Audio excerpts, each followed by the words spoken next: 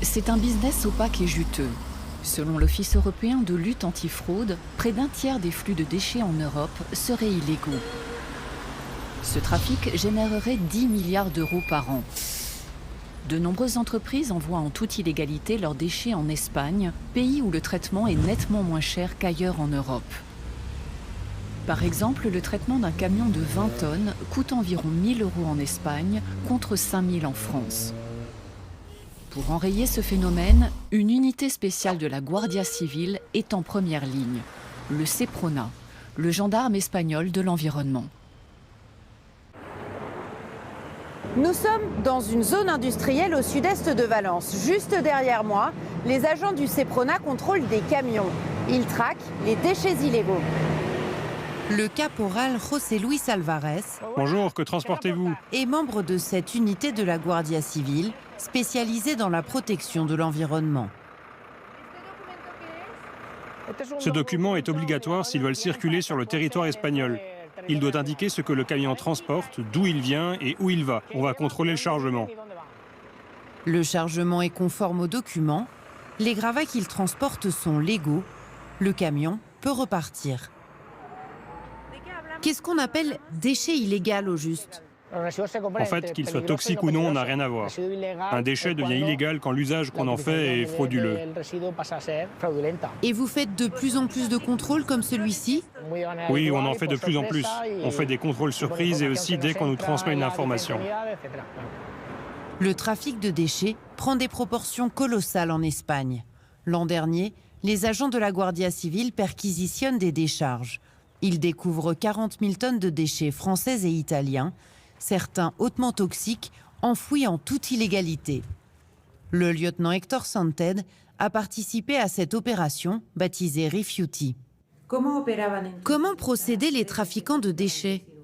On voyait que les camions remplis de déchets italiens débarquaient dans un port espagnol. Ils déchargeaient les déchets dans une pseudo-entreprise de recyclage. Les documents étaient maquillés pour faire croire que les déchets avaient été triés, puis étaient enfouis directement dans une décharge en Espagne. Et ce trafic à grande échelle génère beaucoup d'argent, non? Les mairies consacrent un budget très important au traitement des déchets. Et avec le renforcement des normes environnementales, ce budget est de plus en plus important. Et donc, les trafiquants gagnent de plus en plus d'argent. Oui, comme ils proposent des prix très inférieurs au coût réel du traitement des déchets, ils remportent les appels d'offres émis par les mairies en France ou en Italie. Mais ils ne traiteront jamais ces déchets. Ils les enfouiront dans une décharge en Espagne. Aujourd'hui, trafiquer des déchets serait devenu aussi rentable que trafiquer du cannabis.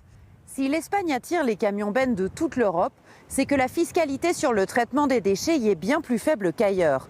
Par exemple, pour chaque tonne de déchets, l'État espagnol impose une taxe de 30 € contre 400 € en Italie. Chaque région espagnole peut ensuite ajouter ses propres taxes. Mais ici, par exemple, dans la Mancha, eh bien, elles sont tout simplement inexistantes. Une aubaine pour les entreprises du secteur. C'est dans cette région que nous avons retrouvé l'une des décharges perquisitionnées lors de l'opération Refuti. La Guardia Civil pense que la mafia calabraise enfouit ses déchets dans cet ensemble de fosses, grand comme 70 terrains de football. Avec le militant écologiste Carlos Villetas, nous avons pu constater que rien n'a changé depuis la perquisition. C'est la plus grande décharge d'Espagne et l'une des plus grandes d'Europe. Et tout ce plastique qu'on voit, il ne devrait pas être là. Non. Ici, on est censé traiter les déchets industriels. Mais ces sacs sont d'origine domestique. Ça, c'est un sac plastique de supermarché. Au-dessus de nous, il y a un hangar où ils sont censés trier les déchets plastiques avant leur recyclage dans une autre usine.